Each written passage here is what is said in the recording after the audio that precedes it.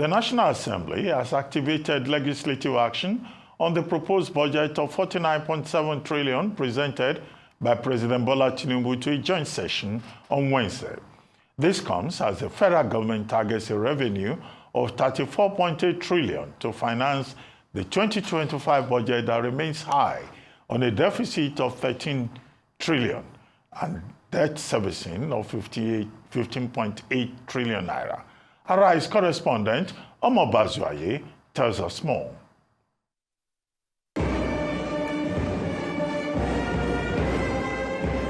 President Bola Tinubu lays the 2025 budget before a joint session of the National Assembly. It's a hefty sum of 49.7 trillion naira, more than 15 trillion naira higher than that of 2024, and Nigeria's largest budget ever in naira terms. The president tags it the budget of restoration, securing peace and building prosperity. According to Tinubu, his reforms are, quote, beginning to yield fruits and that there will be no reversals. He says the philosophy behind the 2025 budget is to be bold and ambitious. Tinubu is delighted to inform lawmakers that Nigeria's economy is gradually turning the corners with a growth rate of 3.4%. And even more heartwarming for Tinubu is the country's foreign reserve climbing to $42 billion from the negatives he met. The road of reform is now clearly upon us. And as the president of this blessed nation, I know this less traveled road has not been easy.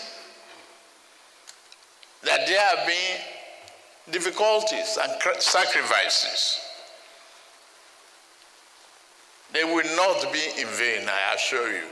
Tinubu appeals to Nigerians to keep faith with him, stressing that the days of lamentations are over and it's time for citizens to rally around him to rewrite the country's story. The 2025 budget seeks to restore macroeconomic stability, enhance the business environment, foster inclusive growth, employment, and poverty reduction, promote equitable income distribution, and human capital development. But to achieve this, Tinubu plans to spend big on defense and security, about 4.9 trillion naira, infrastructure, especially energy, transport, and public works, that takes about 4.06 trillion naira. It's an investment Tinubu hopes will create jobs and lower the inflation figure drastically from 34% to 15%. The other projections include a daily crude oil production of 2.06 million barrels at $75 per barrel and an exchange rate of 1,500 naira to $1 and a growth rate of 4.6%. The numbers for our 2025 budget proposal tell a bold and exciting story of the direction we are taking to retool and revamp the socio-economic fabric of our society. But what we can assure Nigerians is that this budget will be realizable, this budget will be implemented. Let me speak, on some of the assumptions. This budget is predicated on an oil production of 2.06 barrels per day. We're already doing close to 2 million barrels, and I can assure you that by the year 2025, we'll surpass what is projected here, inclusive of condensate. The 2025 budget, however, remains high on a deficit of 13 trillion naira, out of which Nigeria hopes to borrow 9.22 trillion naira to finance the budget. There is also the burden of a debt service of 15.8 trillion as Tinubu looks to generate a whopping 34.8 trillion naira as revenue to fund the budget. Earlier, President of the Senate, Godswill Akpabio, lauded Tinubu's leadership, especially how he has reduced debt service from 97% to 68%. The Speaker of the House of Representatives on his part says Nigeria's revenue, even by African standard, is still relatively small and that it will require a robust tax reform like the one pending before the National Assembly to increase the tally. Nigeria tax bill represent a monumental shift in our fiscal landscape. It is disheartening that those who have not yet taken time to understand the initiative, the focus, are the ones shouting the loudest as critics. But we will make sure that we listen to Nigerians and dot the I's and cross the T's to the satisfaction of all Nigerians and for the benefit of this country. We will not kill any reform that you bring forward that will change the future of this country. Indeed, Nigeria's low tax revenue also remain a major constraint. Our tax to GDP ratio, currently at approximately 10.9% for 2024, is among the lowest in Africa. The National Assembly later extended the validity of the 2024 budget till June next year to accommodate further spending from the budget. Omo Bazwai, Rise News. Joining us now is Tinubu Yakubu, Director General Budget Office of the Federation. Good morning, Tinubu Yakubu, and thank you for joining us on the morning show. Good morning, Dr. Ruben. Thank you very much indeed. Well, budget 2025. Well, we'd like you to take us through the parameters, the assumptions. Are those assumptions not presumptions? Because when the president says, Yes, 1,000, okay, I wanted to finish. 1,500 naira to the dollar, production, crude oil production, 2.26 million barrels per day, with the expectation that it will be 75 million per barrel. All those assumptions, are they not presumptions? And are you aware, perhaps, that the MBS is also planning to rebase inflation and GDP? Could that be the reason why the government is so optimistic that GDP will be over 4% in 2025? First, let me explain the optimism behind the projected crude output at 2,060,000 barrels per day. Nigeria has sunk sufficient investment to actually drill 3 million barrels per day. But it looks like some forces somewhere have decided that the country cannot get more than 900,000 barrels per day. This was what Yar'Adua inherited from President Obasanjo in 2007. This was the same output level that President Muhammadu Buhari inherited from President Jonathan in 2015. And exactly this was the same level of output that President Bola Ahmed Tinubu inherited from President Muhammadu Buhari in 2023. But the investment has been made to drill as much, and President Bola Ahmed Tinubu is determined, using a combination of measures that will ensure that this output level will be achieved. Already, as someone has pointed out, we are close to 2 million barrels per day. There is also a transaction that has just been approved that involves the transfer of assets in a kind of local empowerment arrangement by SPDC that will give us an additional 130,000 barrels per day in the new year. So as far as the output level is concerned, we are really very positive. The cooperation that we are getting from the communities in the Niger Delta and the enhanced level of security attainment emboldens us that this figure is highly attainable.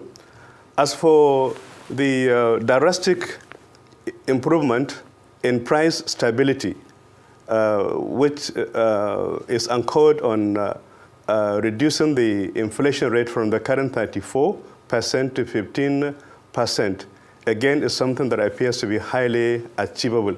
Again, let us look at the assumptions behind this optimism on price stability.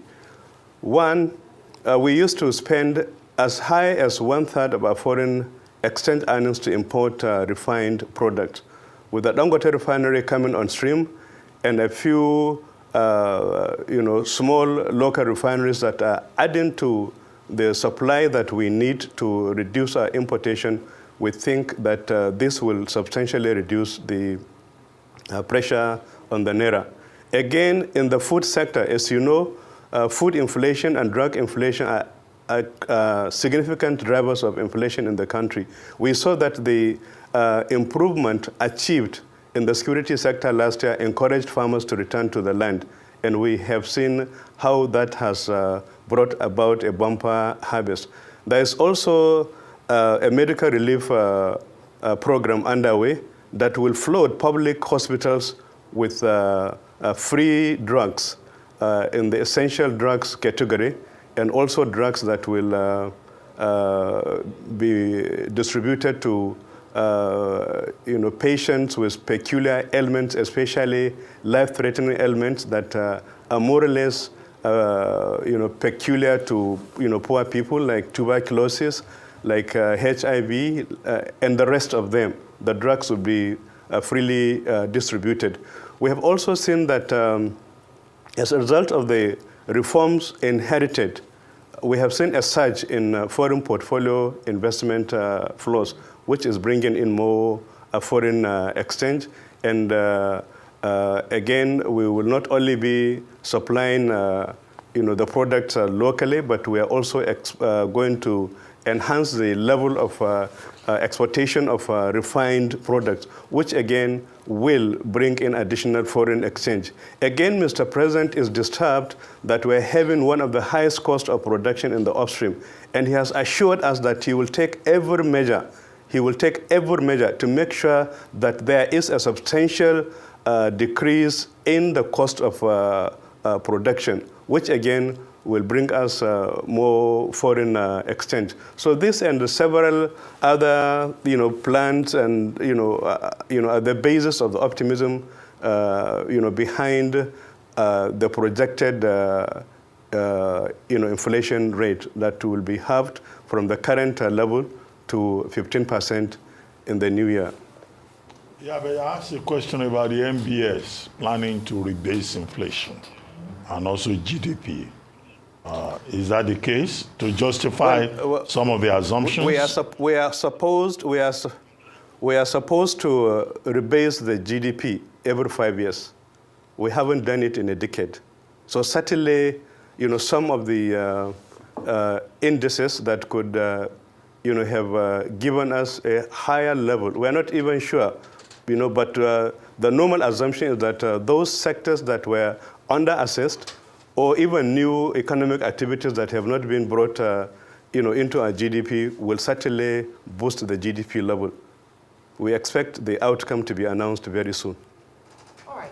Thank you very much, Mr. Yakubu, and for just detailing some of the plans of this government in terms of revenue and expenditure. But two questions from me. Number one is on agriculture. The president had spoken in his speech before the Joint Assembly yesterday about how he was, his administration was very big on investing in agriculture and ensuring that Nigerians are well fed and people have food on their table. But looking at the number, the figure 800 billion naira vis-a-vis it in dollar terms, compared to last year, some analysts have said it wouldn't cut it if we're looking at that much needed investment in agriculture. I'd like to hear what you have to say about that. And then the other part would be budget implementation. Now the House has passed that this budget cycle will last until June 2025, and that doesn't all go well for budget implementation, budget performance, even for 2025's budget. What would you have to say about that? Yes, first, farmers have returned to the land, and as the security forces reduce the country's ungoverned spaces, yet more farmers will return to the land. There is also the issue of escalating the level of farm inputs, in particular fertilizers. The historic high level of fertilizers made available to the farmers was 400,000 metric tons. President Bola Ahmed Tinubu has made available 120 billion naira to increase the amount of raw materials that will make it possible for domestic fertilizers blending plants to next year generate 1.2 million metric tons of fertilizers, which is almost, giving us thrice the previous historic high. As you know, fertilizer is a major, farm input, and the more of it you use, the more yield you expect to get. So these are the differences that the 2025 budget is bringing to agriculture, and that we believe will improve agricultural output. Implementation. What was the other question? Budget implementation, performance. Yes. Okay. Yes. Already, Mr. President has, directed the head of service to ensure that the human resources, the supervisory, elements are aligned with the budget. So we expect that there will be personnel changes, especially at the top level of permanent secretaries, to make sure that they are really made to take charge of implementation of the budget. And I'm also saying it here and now that we do expect to have project consultants for every project that will involve federal government capital outlay. We will increase the level of monitoring. We'll make sure that when payment certificates are presented for payment, there are also other reports from the budget and monitoring, from budget monitoring and evaluation office of the budget office that will be considered before payments are made. So as far as implementation is concerned, we will see new measures, and this time around we will prioritize the completion of projects, especially the ones that have already taken so long to complete, in sync with the available resources. Instead of putting resources everywhere, we will make sure that we complete enough projects that will help us to get somewhere. Okay, a couple of things. This government says they're going to do a lot in agriculture. You also claim farmers have been returning to their farms, but we're not seeing the impact. If you look at the recent food inflation numbers, it's on the high. We're not seeing the impact, and the president did not give so much details as regards the agricultural sector. So how are we going to bring down inflation from 34% to 15% if the agricultural sector has not taken off despite the promises of the president? For instance, the import levy situation, nothing has been done as regards it. The second question I want to ask you is growth. Where is the growth going to come from? Let me answer the first. Okay, go ahead. Let me answer the first. Yes, the harvest season is ongoing, and the hoarders think that scarcity will prevail.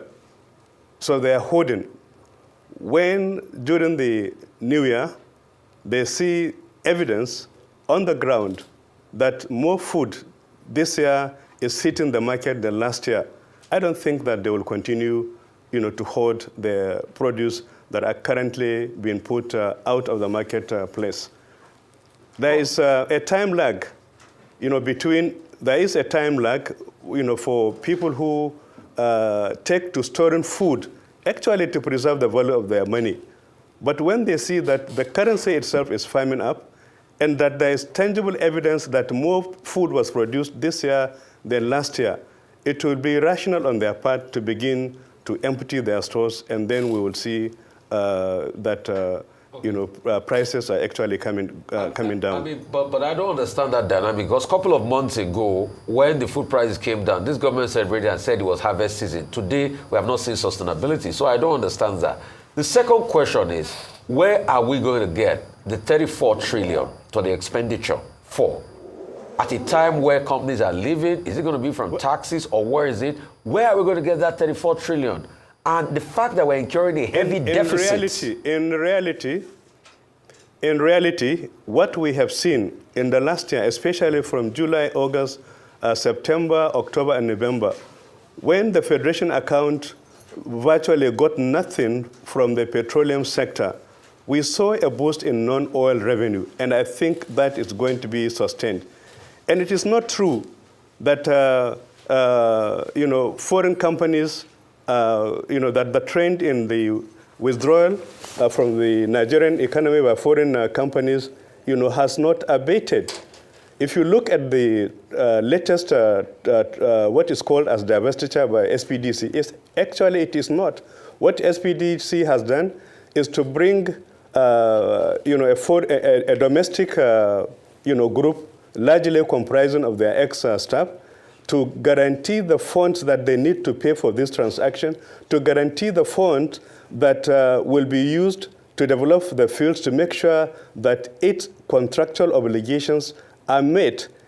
In return, they are going to get 50% of the profit. So really what is being marketed as a divestiture is actually not, because what I see on the ground is that SPDC is maintaining a substantial economic interest in Nigeria, and you cannot tag this as a divestiture. Okay. I'm not sure, DG, if you have seen so there is a turning point. There is a turning point. DG, I'm not sure if you have seen the report recently that LCCI says that it's going to be a hard time for businesses in 2025 because of the inflation rate and all of that. The LCCI just said that recently. That's going to be a tough time. With Sanofi leaving, other FMCG leaving. You need to give the new reform, in particular the tax bills that are before the National Assembly, a chance. We need to temper pessimism with optimism that is backed by concrete plans. We have a tax regime that is largely a product of, the colonial taxation arrangement, and I think the latest that was done was in 1971. So what is...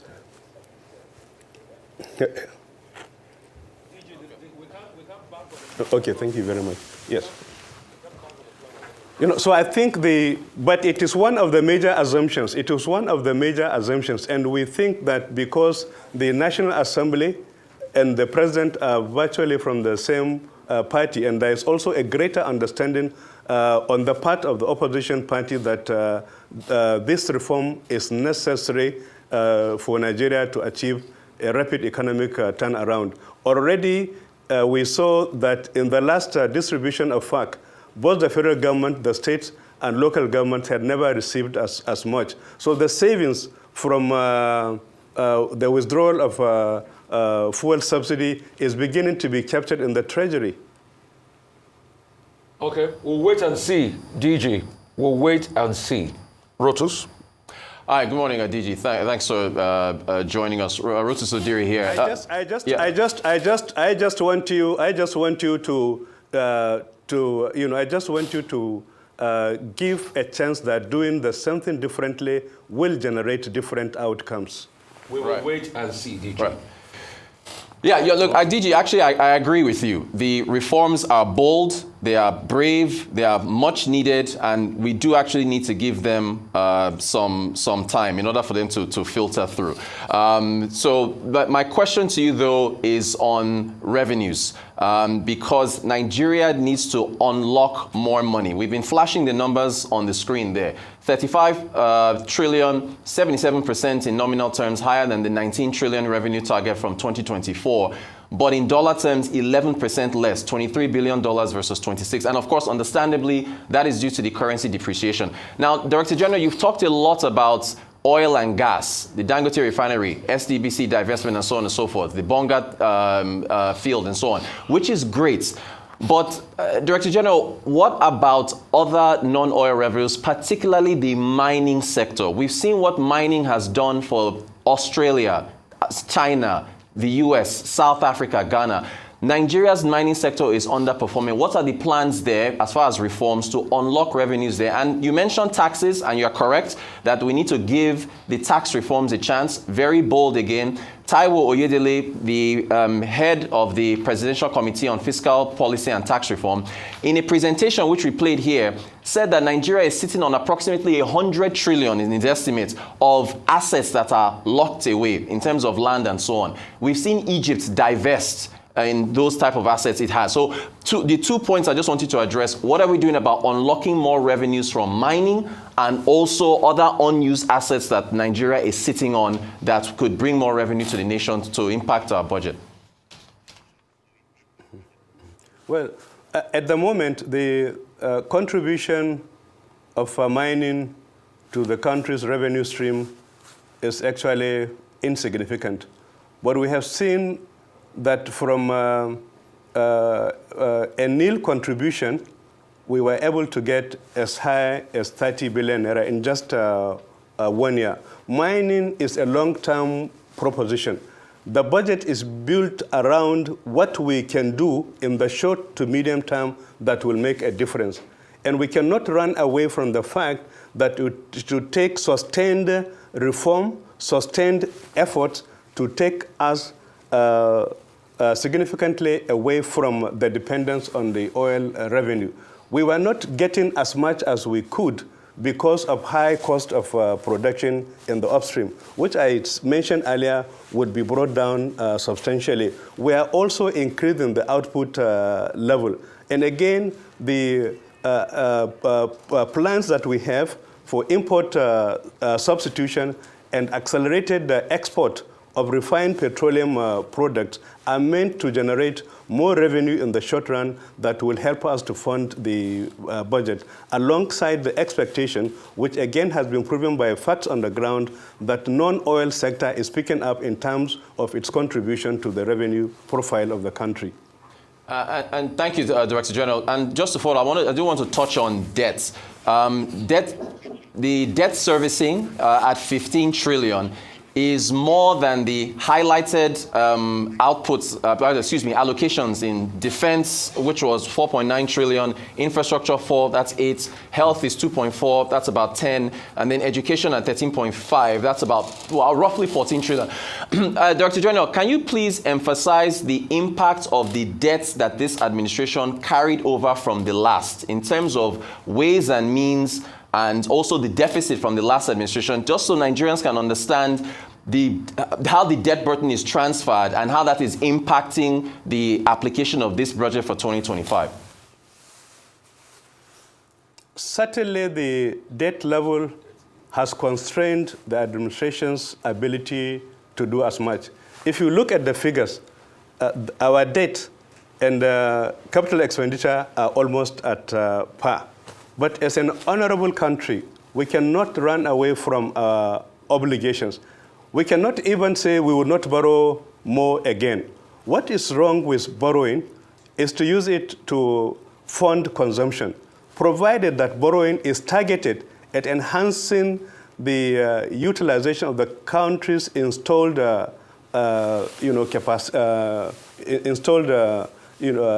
capacity. It will generate more goods and services, will produce more wealth that will be used to repay what was borrowed. But I agree with you that the high level of debt has certainly constrained our administration's ability to do more. We have to retire that facility or those facilities. At the same time, we have to widen the revenue base so that we will do more in spite of this debt overhang.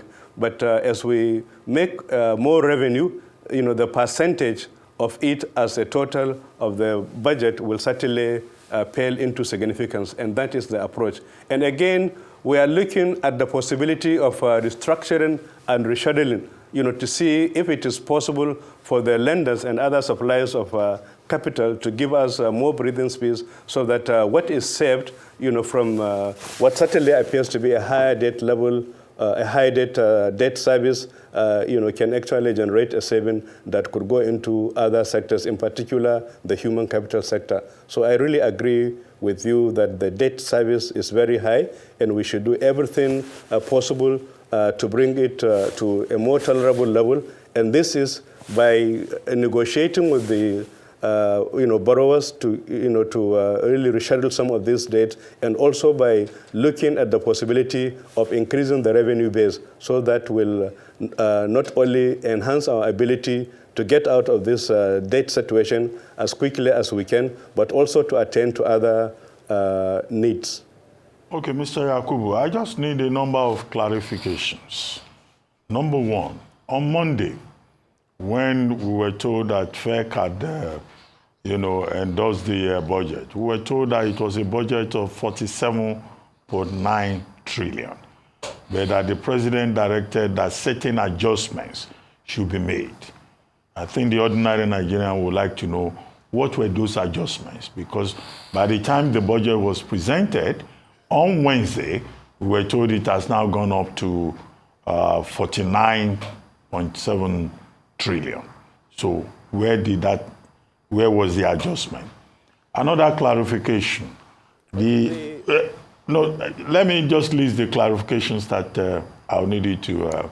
Is it a standard practice that revenue projection should be lower than expenditure projection? We have a budget in which government, the expenditure profile projected is going to be higher than revenue.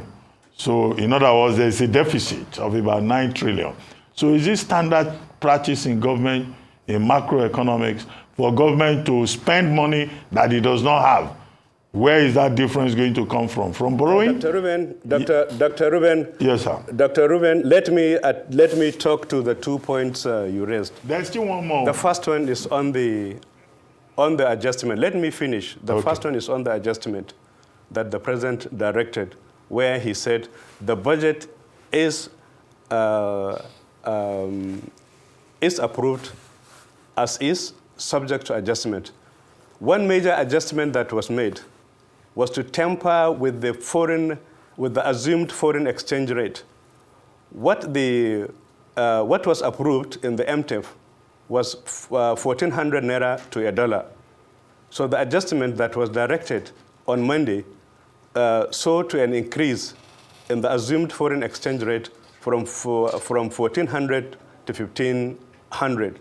And that was how the size of the budget increased from 47.9 to 49.7 trillion naira.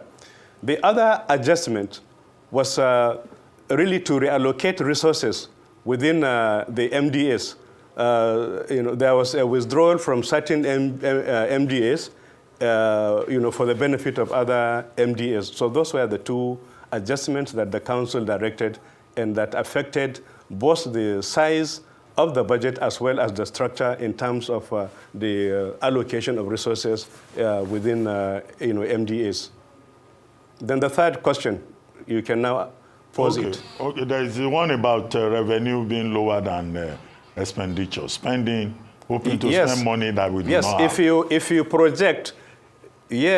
project a growth, in fact, it is a typical economic function. Innovators, entrepreneurs are only rich in ideas. They have to look for the money elsewhere to bring those ideas into fruition. So when you are planning for growth, you have to go beyond the resources available to you by way of equity and borrow, so that you can sustain the projected level of growth that you think is attainable if you blend what you have with what you can borrow from others. Okay, so we're going to borrow more. The third point that I would like you to clarify, no, it's given now, that's what you just said, that we will borrow money to fund this budget. Remember, we are doing two things that will give us perhaps more revenue than we have projected, but we just wanted to be cautious. We are going to substantially bring down the cost of upstream production. Whatever it takes to achieve this objective will be done. Again, we are increasing the level of output. Don't be surprised if we exceed the 2.06 million barrels per day, because we will do whatever it takes whatever it takes to achieve the two objectives. Okay, the third point that I will need you to clarify is that one of the things we You ask a third point, the fourth point. No, this is the third one, by way of clarification. Under the Buhari administration, now one of the things that our administration did was to talk about sustaining a budget cycle. That, look, budget will be ready before January 1. But that seems to have gone through the window because Senator Godswill Akpabio was saying now that the 2024 budget would be in operation till June 2025. What's the justification for that? Government not waking up early to sustain the budget cycle tradition that the Buhari administration emplaced? Okay. First, let me talk to a principle about budgeting. I think we should focus more on what a budget achieves, on how a budget is able to ensure that the spending generates value. Secondly, by the time I was appointed the DG budget, we are already 2 months behind in triggering the activities that commences the preparation for a new budget year. 2 months was already lost. Secondly, on the day that I took the MTEF to the council for its consideration, just as we were waiting for the president, to join the council and start the meeting, the death of the former chief of army staff was announced, and that saw to another delay of 10 days. So what we have done was to make sure that in spite of that, because if we had exceeded, if we had gone beyond yesterday in presenting the budget, then actually we'll be behind the budget calendar. Yesterday was the last day that the budget could be presented within the budget calendar, and we're able to do so despite the fact that we had lost 70 days in the budget preparation cycle. Well, thank you very much, Mr. Tinubu Yakubu, Director General of the Budget Office of Nigeria. Thank you for joining us on the Morning Show.